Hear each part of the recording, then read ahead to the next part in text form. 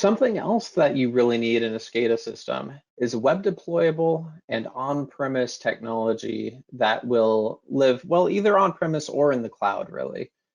So when you can deploy to the cloud, you often get greater cost efficiencies for storage and computing compared to on-prem, which can be a big deal for organizations. Cloud platforms offer higher level capabilities like advanced analytics, business intelligence, and machine learning. Those capabilities really can let you do additional powerful things with your data once you're ready to take that step as either an individual or as an organization. And you can really get the best of both worlds as well by taking advantage of a hybrid cloud / on-prem architecture. So some questions to ask about the SCADA system are, can it be accessed from a local network? What about an Android device or an iPhone?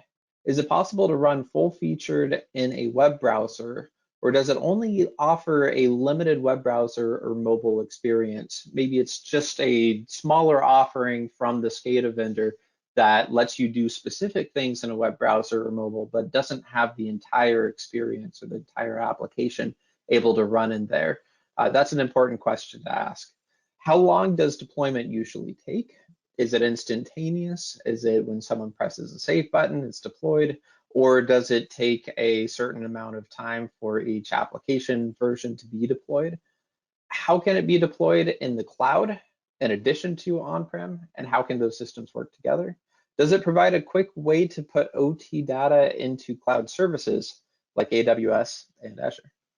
I think you can see, even just with what Kevin and I have gone over so far in the comments of Jeremiah, that this is what you're asking your SCADA system to do, be, and the role it plays inside an organization is a whole lot different than what people were talking about in the 90s. So I think it's really important to look at all these sort of must-have features as technology evolves. So you're creating a system that will be somewhat future-proof and take you into the future.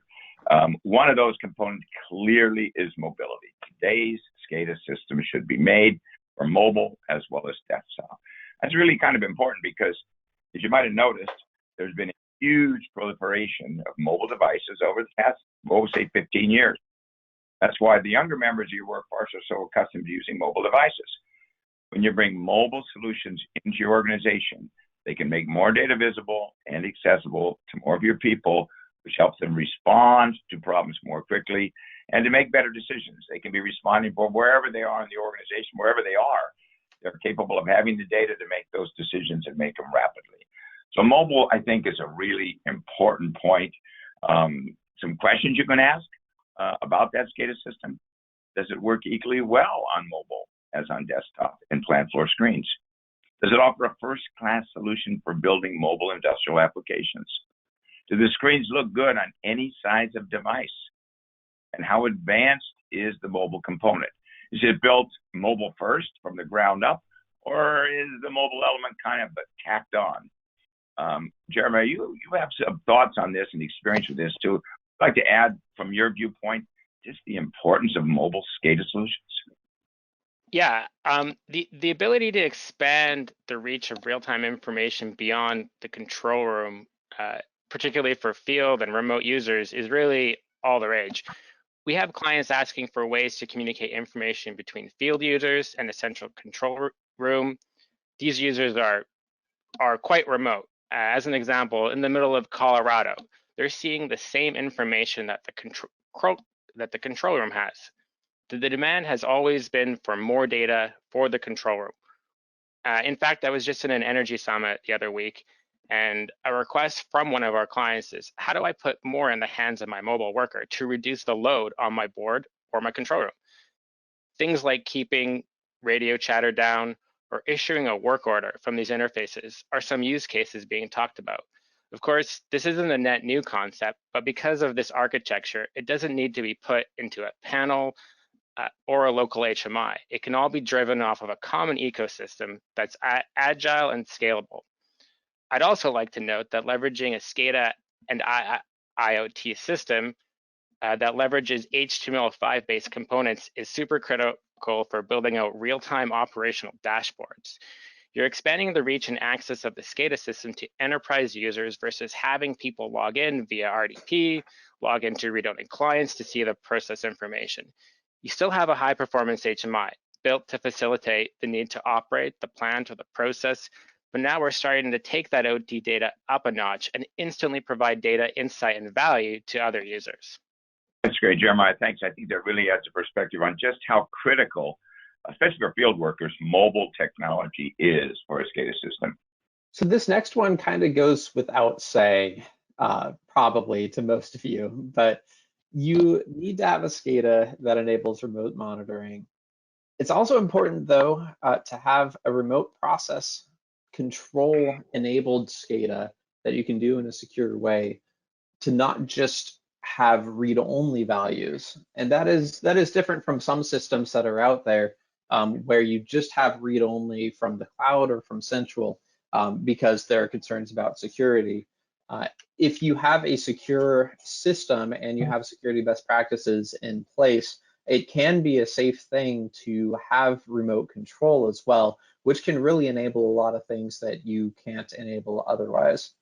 By the way, I see that there's a fair number of questions that have been coming in here.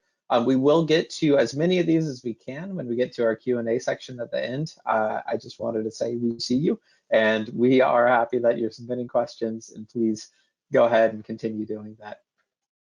So when it comes to this, remote monitoring allows you to check on processes and access information quickly without physically being in the facility. Of course, you can pull it up on your phone or you can pull it up inside a web browser. Remote process control lets you take actions based on what you learn through that monitoring immediately there, because of the speed of travel and the speed of the internet and the speed of being able to access these different things if you're using the right technology.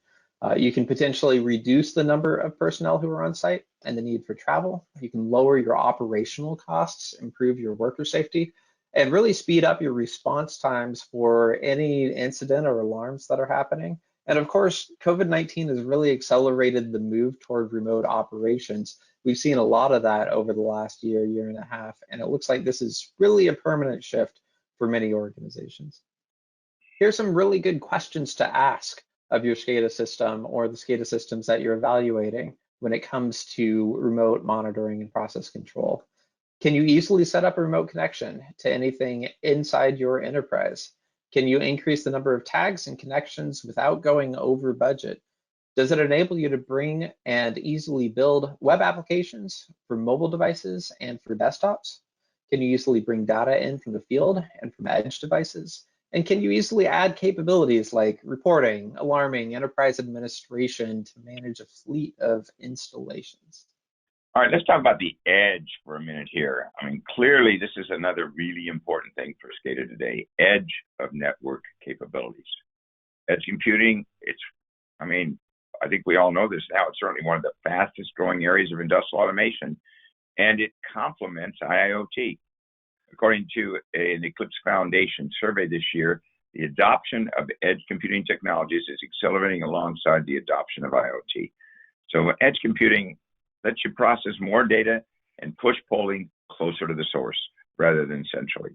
You can cover more territory while reducing latency, improving your security, and getting real-time data more reliably.